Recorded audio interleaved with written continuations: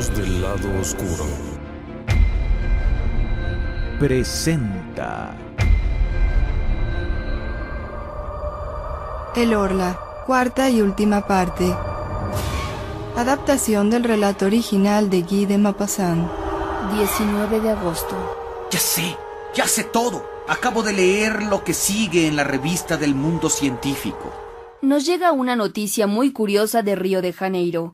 Una epidemia de locura, comparable a las demencias contagiosas que asolaron a los pueblos europeos en la Edad Media, se ha producido en el estado de San Pablo. Los habitantes despavoridos abandonan sus casas y huyen de los pueblos. Dejan sus cultivos creyéndose poseídos y dominados, como un rebaño humano, por seres invisibles aunque tangibles, por especies de vampiros que se alimentan de sus vidas mientras los habitantes duermen y que además beben agua y leche sin apetecerles aparentemente ningún otro alimento. El profesor don Pedro Enríquez, en compañía de varios médicos eminentes, ha partido para San Pablo a fin de estudiar el origen y las manifestaciones de esta sorprendente locura y poder aconsejar al emperador las medidas que juzgue convenientes para apaciguar a los delirantes pobladores.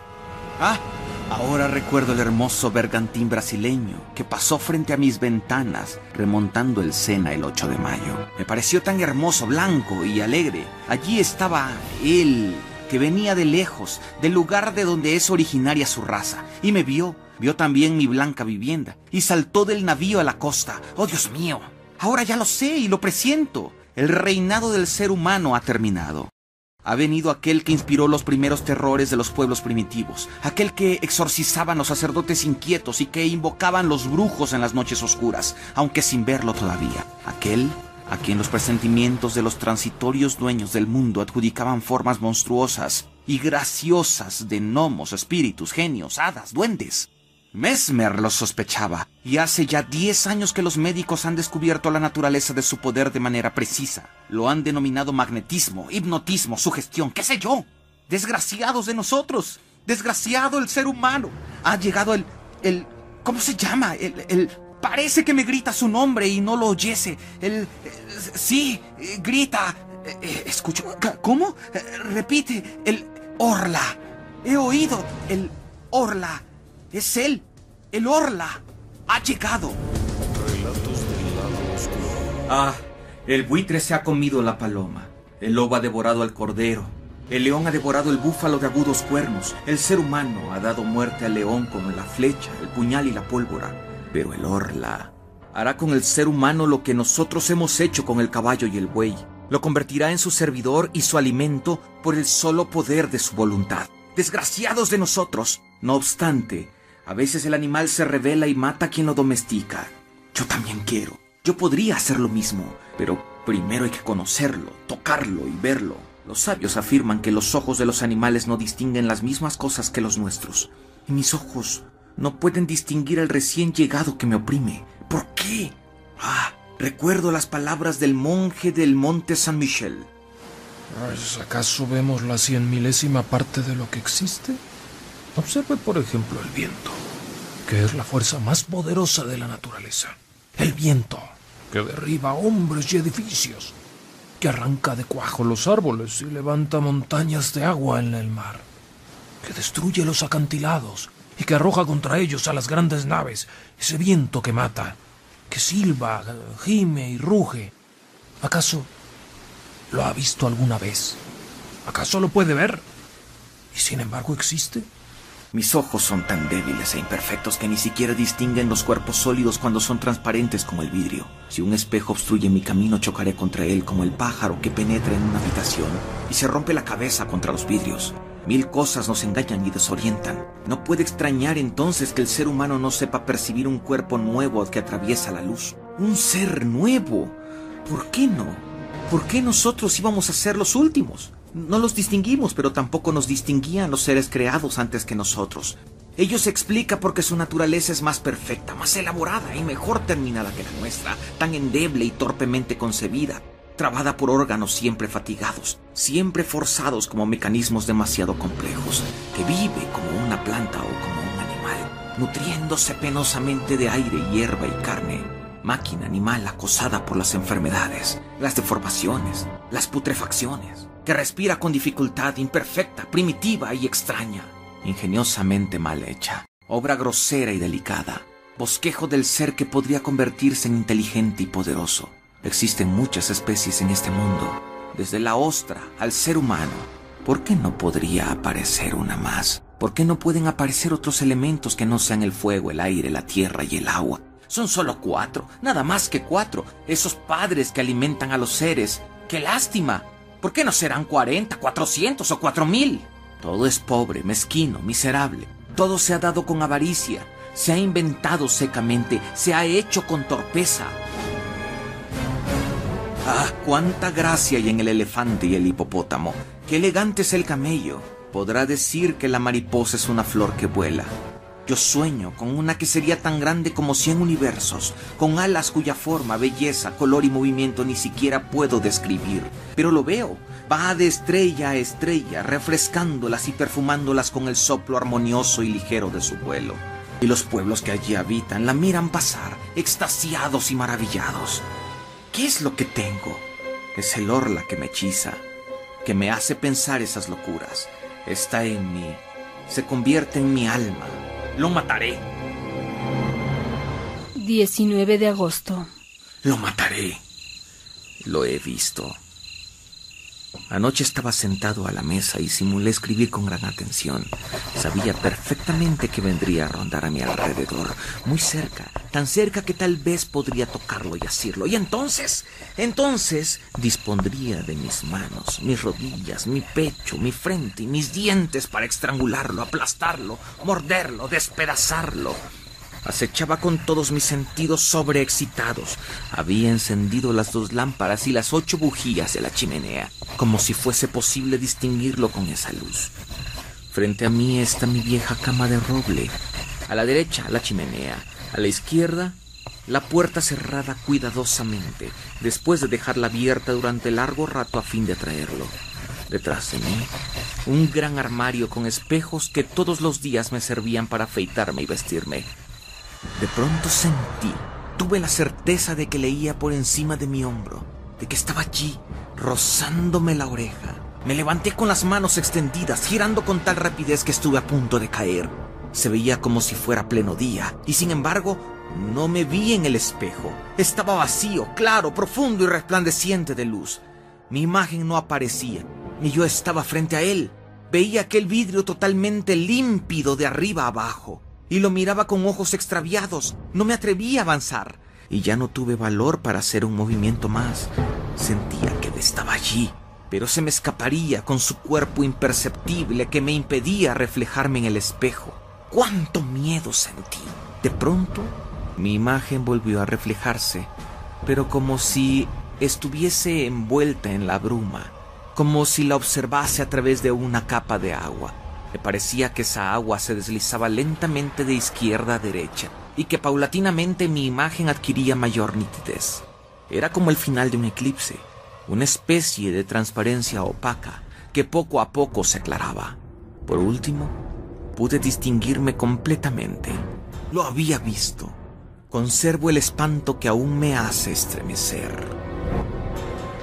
¿Cómo podré matarlo si está fuera de mi alcance? Envenenándolo, pero él me verá mezclar el veneno en el agua. Y tal vez nuestros venenos no tienen ningún efecto sobre un cuerpo imperceptible. No, decididamente no. Pero entonces, ¿qué haré? 21 de agosto. He llamado a un cerrajero de Rouen y le he encargado persianas metálicas como las que tienen algunas residencias particulares de París, en la planta baja, para evitar los robos. Me haré además una puerta similar. Me debe haber tomado por un cobarde, pero no importa. 10 de septiembre. Rouen, Hotel Continental. Ha sucedido, pero ¿habrá muerto? Lo que vi me ha trastornado. Ayer, después que el cerrajero colocó la persiana y la puerta de hierro, dejé todo abierto hasta medianoche, a pesar de que comenzaba a hacer frío. De improviso, sentí que estaba ahí y me invadió una enorme alegría. Me levanté lentamente y caminé para que no sospechase nada. Me quité los botines, y me puse distraídamente unas pantuflas. Cerré la persiana metálica y regresé con paso tranquilo hasta la puerta, cerrándola también con 2 vueltas de llave, lentamente. Cerré la ventana con un candado y guardé la llave en el bolsillo. De pronto comprendí que se agitaba a mi alrededor, que él también sentía miedo y que me ordenaba que le abriera. Estaba a punto de ceder, pero no lo hice. Me acerqué a la puerta y le entreabrí lo suficiente como para poder pasar retrocediendo. Estaba seguro de que no había podido escapar y ahí lo acorralé. ¡Qué alegría! Había caído en mi poder. Descendí corriendo a la planta baja, tomé las 2 lámparas que se hallaban en la sala y con el aceite que contenían rocié la alfombra, los muebles, todo. Luego les prendí fuego y me puse a salvo después de cerrar bien con 2 vueltas de llave la puerta de la entrada. Me escondí en el fondo de mi jardín tras un macizo de laureles. Qué larga me pareció la espera. Reinaba la más completa oscuridad, gran quietud y silencio. No soplaba la menor brisa, no había una sola estrella. Creí que el fuego ya se había extinguido por sí solo o que él lo había extinguido, hasta que vi que una de las ventanas se hacía astillas debido a la presión del incendio, y una gran llamarada larga, flexible y acariciante ascendió por la pared blanca hasta rebasar el techo. Una luz se reflejó en los árboles y también un estremecimiento de pánico. Los pájaros se despertaban, un perro comenzó a ladrar, parecía que iba a amanecer. De inmediato estallaron otras ventanas. Toda la planta baja de mi casa ya no era más que un espantoso brasero. Pero se oyó un grito en medio de la noche, al tiempo que se abrían las ventanas de 2 buhardillas. Me había olvidado de los criados. Vi sus rostros enloquecidos y sus brazos que se agitaban. Despavorido eché a correr hacia el pueblo gritando: ¡Socorro! ¡Socorro! ¡Fuego! ¡Fuego! Encontré gente que ya acudía al lugar y regresé con ellos para ver. La casa ya solo era una hoguera horrible, una gigantesca hoguera que iluminaba la tierra, una hoguera donde ardían los hombres y las mujeres, y él también. Él, mi prisionero, el nuevo ser, el nuevo amo, el Orla. De pronto, el techo entero se derrumbó entre las paredes y un volcán de llamas ascendió hasta el cielo. Veía esa masa de fuego y pensaba que él estaría allí, muerto en ese horno. Muerto. ¿Será posible? ¿Acaso su cuerpo, que la luz atravesaba, podía destruirse por los mismos medios que destruyen nuestros cuerpos? ¿Y si no hubiera muerto? Tal vez solo el tiempo puede dominar al ser invisible y temido. ¿Para qué ese cuerpo transparente, ese cuerpo invisible, ese cuerpo de espíritu si también está expuesto a los males, las heridas, las enfermedades y la destrucción prematura? La destrucción prematura. Todo el temor de la humanidad procede de ella. Después del ser humano, el Orla. Después de aquel que puede morir todos los días, a cualquier hora, en cualquier minuto, en cualquier accidente, ha llegado aquel que morirá solamente un día determinado, en una hora y un minuto determinado, al llegar el límite de su vida. No hay duda, no hay duda, no ha muerto.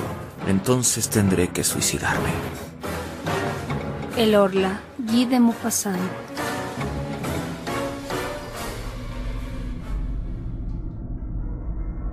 Se puede decir que con su relato El Orla, Maupassant es el precursor del horror cósmico desarrollado extensamente por Lovecraft, pues con el pretexto de la aparición de un ser invisible y maligno, se hace una reflexión filosófica acerca de la insignificante posición que tiene el ser humano en el universo, e incluso de lo imperfecto que es. Esto puede notarse cuando el protagonista afirma: somos tan indefensos, inermes, ignorantes y pequeños sobre este trozo de lodo que gira disuelto en una gota de agua. Existe cierto paralelismo entre el Orla y la llamada de Cthulhu, pues ambos seres ejercen una influencia mental sobre algunos seres humanos. En la historia de Lovecraft, es el escultor Henry Anthony Wilcox quien se contacta telepáticamente con un dios primordial, pues percibe una voz o inteligencia subterránea que de forma monótona emite enigmáticos impactos sensoriales, de forma similar en la que el narrador del relato de Maupassant descubre el nombre de su antagonista. Ambos argumentos se basan en la teoría de la evolución, en cuanto a que la especie más débil se subordina a la más fuerte. De este modo, la humanidad estaría siendo dominada por una especie superior de materialidad invisible que, con magnetismo hipnótico, podría afectar la voluntad de los seres humanos. Además, el alcance del horror de Maupassant, como el de Lovecraft, se da en un plano global, pues utilizan la idea de noticias provenientes de lugares muy alejados entre sí, que describen sucesos horrorosos similares, demostrando que la amenaza se ha extendido a nivel mundial.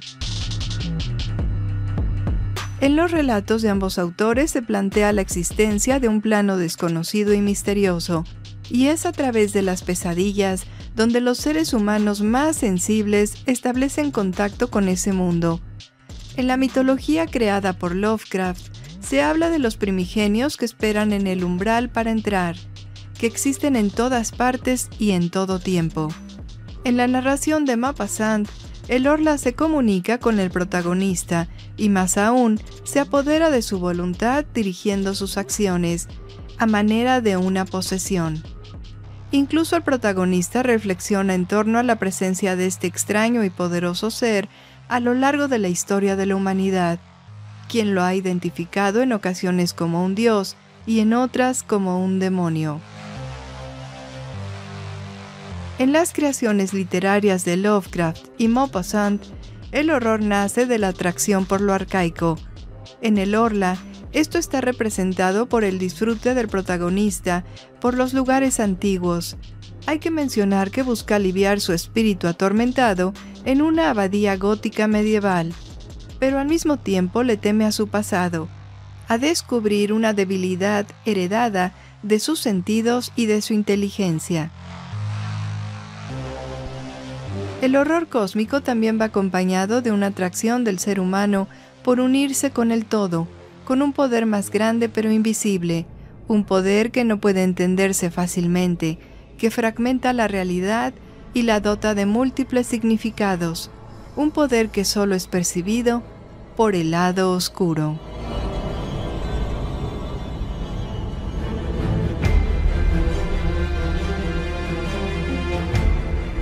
Relatos del lado oscuro. Guión y producción, Tania Sabugal. Voces: José Ramón Cantalapiedra, Michel Marín, Rosa Águila, Carlos Zárate, Yolanda Lemus, Eduardo Sabugal, Laura Gaeta y Alejandro Estrada.